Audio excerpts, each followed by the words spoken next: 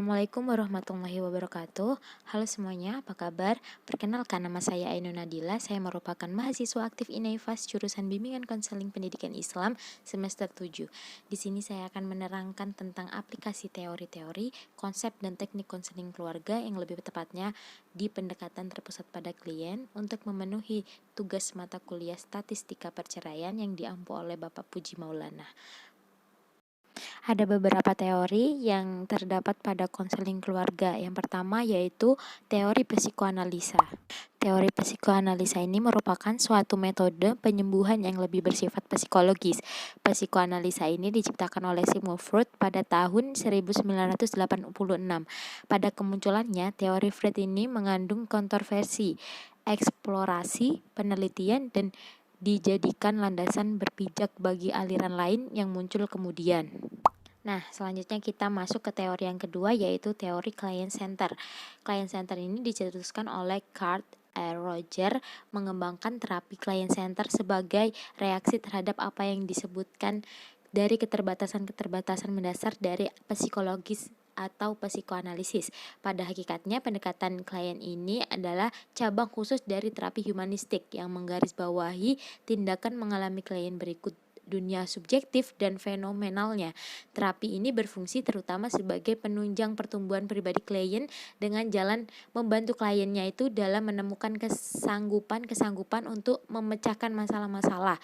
Pendekatan client center ini menaruh kepercayaan yang besar kepada kesanggupan klien untuk mengikuti jalan terapi dan menemukan arahnya sendiri. Nah, selanjutnya kita masuk ke teori yang ketiga, yaitu teori Gestalt, diciptakan dan dikembangkan oleh Friedrich Espers pada tahun 1989 sampai 1970. Terapi Gestalt ini mengemukakan teori mengenai struktur dan perkembangan kepribadian yang mendasari terapinya serta merangkaikan eksperimen yang dapat dipengaruhkan langsung oleh pembacanya. Menurut Peirce, terhadap terapi Gestalt ini sifatnya eksternal dan bersesuaian dengan ilmu pengetahuan alam serta semesta. Sekarang kita masuk ke teori yang keempat atau terapi yang keempat, yaitu behavioral. Teori behavioral ini menurut Rahmanata Wijaya menyatakan bahwa terapi ini dapat menangani masalah perilaku mulai dari kegagalan individu untuk belajar merespon secara adaptif sampai mengatasi segala neurosis. Konseling behavioral ini memiliki beberapa teknik spesifik yang digunakan untuk memodifikasi perilaku terkait dengan tujuan konseling. Nah, sekarang kita masuk ke terapi yang terakhir, yaitu terapi rasional emotif atau yang biasanya disebut dengan RET, dikembangkan oleh seorang eksistensial Albert Ellis pada tahun 1962. Sebagaimana diketahui, aliran ini dilatar belakangi oleh filsafat-filsafat yang berusaha memahami manusia sebagaimana adanya. Manusia adalah subjek yang sadar akan dirinya dan sadar akan objek-objek yang dihadapinya. Manusia adalah makhluk-makhluk buatan dan berkembang dan merupakan individu dalam satu kesatuan, yang berarti manusia bebas berpikir, bernafsu, dan berkehendak. Teori ini terdiri atas layanan individual dan layanan kelompok, sedangkan teknik-teknik yang digunakan lebih banyak daripada aliran behavioral terapi. Nah, sekarang kita masuk ke materi puncak, yaitu pendekatan terpusat pada klien atau client center. Client center itu merupakan kecakapan klien untuk menentukan isu yang penting bagi dirinya dan pemecahan masalah dirinya. Konsep pokok dari mendasari ini adalah hal yang menyangkut tentang konsep-konsep mengenai diri atau self, akulturasi diri, teori kepribadian, dan hakikat kecemasan. Menurut Roger, dalam Juntika 2006, konsep inti dari konseling terpusat pada klien adalah konsep tentang diri dan konsep menjadi diri atau pertumbuhan perwujudan diri. Nah, deskripsi lain dari client centered ini yaitu proses konseling dalam model pendekatan klien ini merupakan suatu gambaran bagaimana proses pendekatan ini dilaksanakan setelah konselor melakukan konseling kepada konselingnya atau kliennya. Harapan yang ingin diraih oleh seorang konselor yaitu hasil konseling. Client center ini bertujuan untuk mengkoordinasikan diri dari kliennya itu agar dapat mengorganisir unsur-unsur persepsi terhadap karakteristik dan kecakapan seseorang, pengamatan dan konsep diri dalam hubungan dengan orang lain dan lingkungan, serta cita-cita dipandang mempunyai kekuatan positif dan negatif.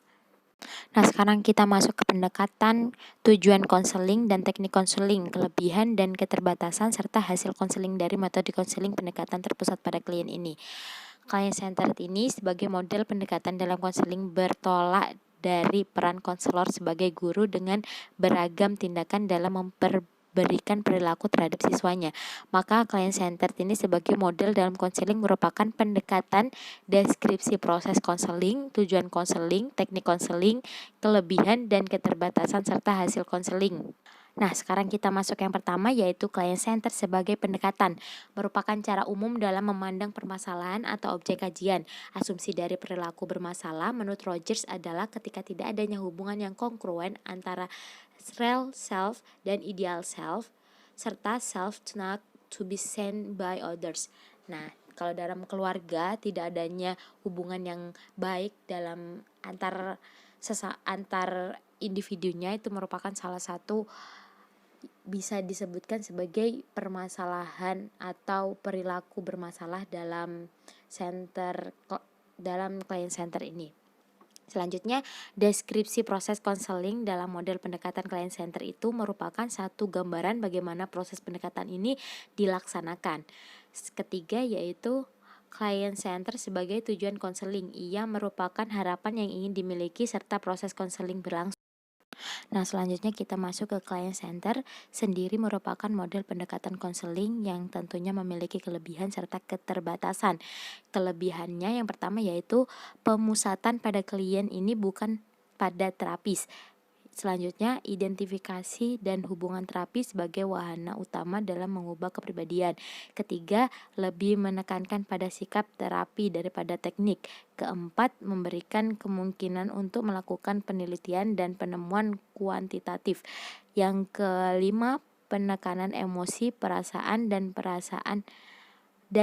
afektif dalam terapi. Yang keenam, yaitu menawarkan perspektif yang lebih up to date dan optimis. Yang ketujuh, klien memiliki pengalaman positif dalam terapi ketika mereka fokus dalam menyelesaikan masalahnya. Yang kedelapan, klien memiliki perasaan mereka dapat mengapresiasikan dirinya secara penuh ketika mereka mendengarkan dan tidak dijustifikasi. Nah, kalau ada kelebihan pasti ada kekurangan. Selanjutnya kita akan membahas kekurangan atau keterbatasan dari client center. Kekurangannya yaitu kekonkretan dalam proses konseling dan lebih efektif ketika menggunakan bahasa verbal dan dengan klien yang cerdas, mengabaikan faktor ketidaksadaran atau alam tak sadar atau alam bawah sadar dan insting naluri, berurusan dengan hal-hal yang ada di permukaan. Nah, setelah konselor melakukan konseling kepada konselingnya, harapan yang ingin diraih oleh seorang konselor yakni hasil konseling.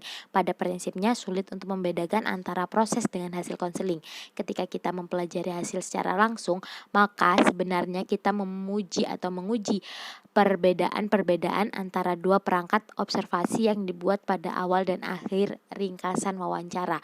Berdasarkan hasil riset, beberapa hasil konseling yang pertama yaitu meningkatkan dalam penyesuaian psikologis. Yang kedua, kurangnya ketegangan psikis dan pemikiran kapasitas yang lebih besar untuk merespon rasa frustasi. Yang ketiga, menurunnya sikap defensif. Yang keempat, tingkat hubungan yang lebih besar antara self picture dengan self ideal. Yang kelima, secara emosional lebih matang. Yang keenam, peningkatan dalam keseluruhan penyesuaian dalam latihan-latihan vokasional. Yang kedelapan yaitu lebih kreatif lagi. Nah, sekian pemaparan materi tentang aplikasi teori-teori, konsep, dan teknik konseling keluarga, yang lebih tepatnya tentang pendekatan terpusat pada klien. Kurang lebihnya saya mohon maaf yang sebesar-besarnya, dan saya ucapkan terima kasih atas perhatiannya. Saya akhiri, wassalamualaikum warahmatullahi wabarakatuh.